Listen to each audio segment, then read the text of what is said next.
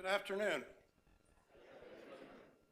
My name's John Fisher. I'm one of the judges of this court, and it's my privilege to preside over this happy occasion. I assume most of you, maybe not everyone in the audience, but most of you have come here hoping to be admitted to our bar. Am I right? Okay. Well, I've got some good news for you. Late last week, a motion was presented to a panel of this court moving your admission to the bar, and with no dissents, the court has granted the motion. So the next step is for me to administer the oath, which I will do in just a few seconds.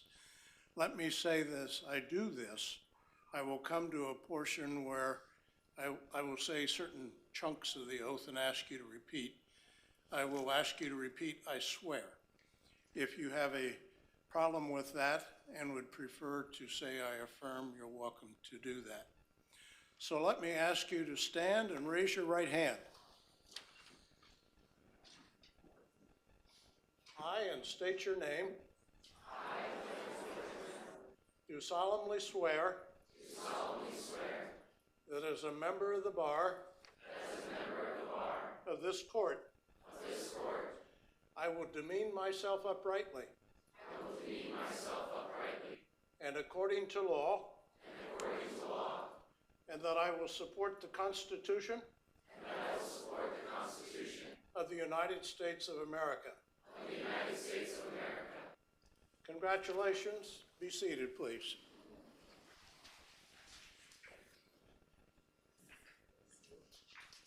Well, you've had a motion admitting you've taken the oath, and there's always more paperwork to be done, but I assume you've gotten instructions about that before we started today. Let me just say a few words of congratulations and encouragement before we recess this ceremony.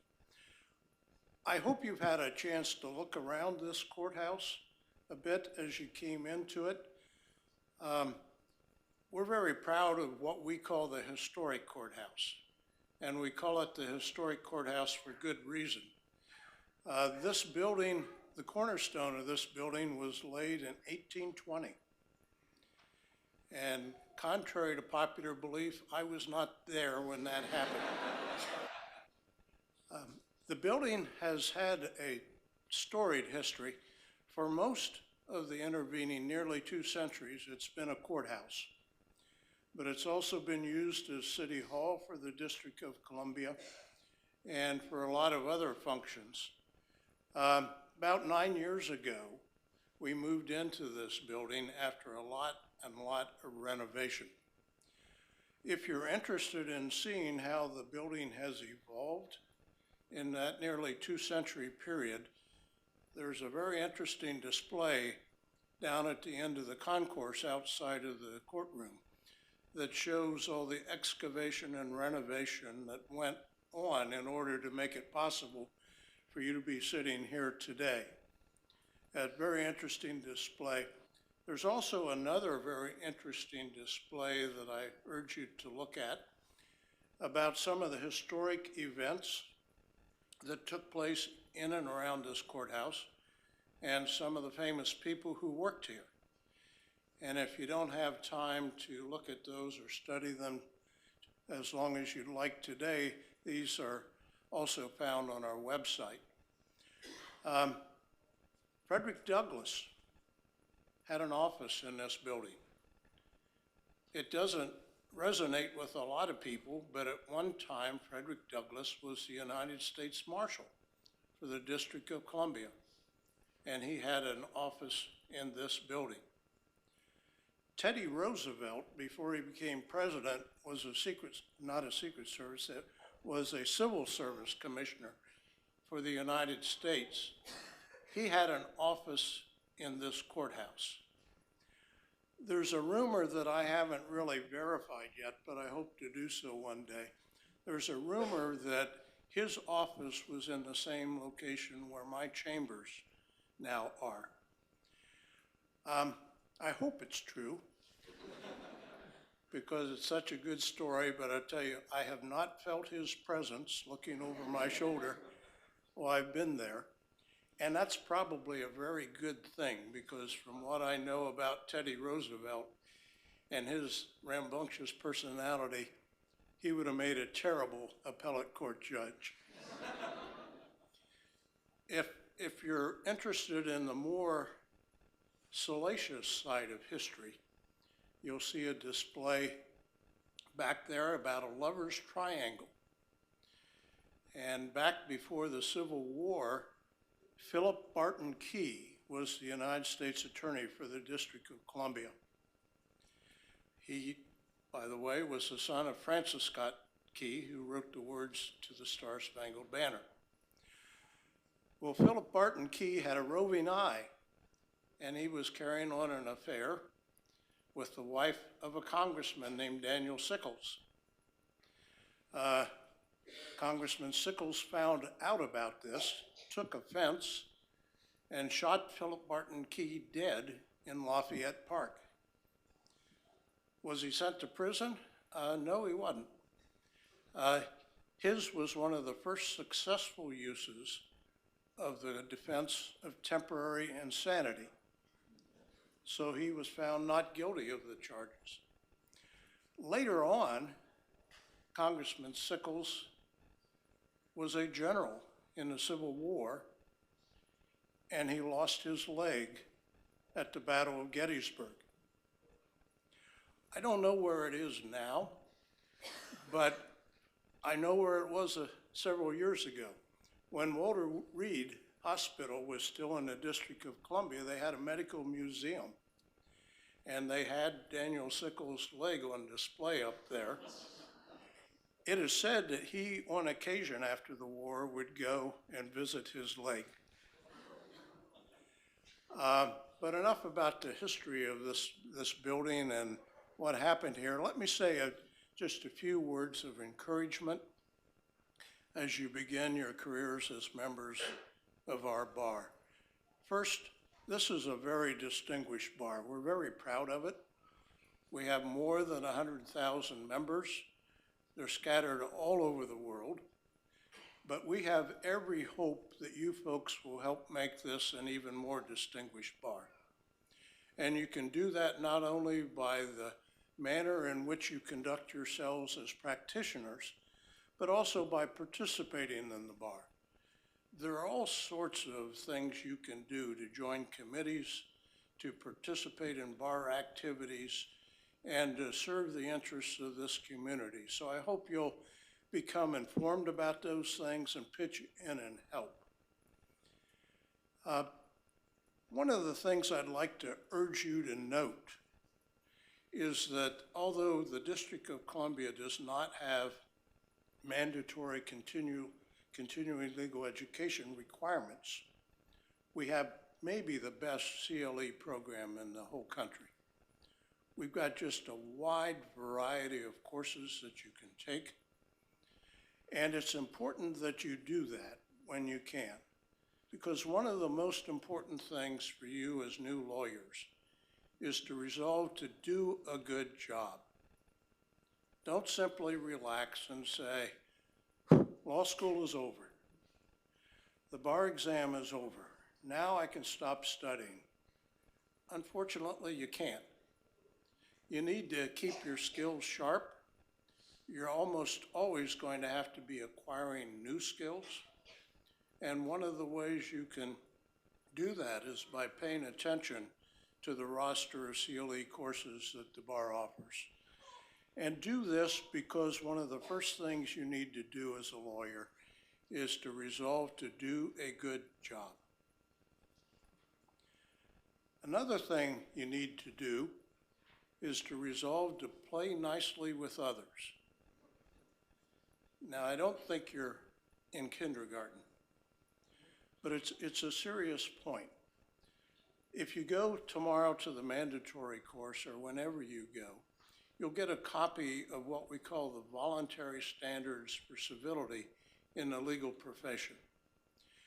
And many of us have demonstrated over the years that it's entirely possible to be a zealous advocate for your client, while at the same time being courteous to your opponent and respectful to the judge or tribunal before which you are appearing.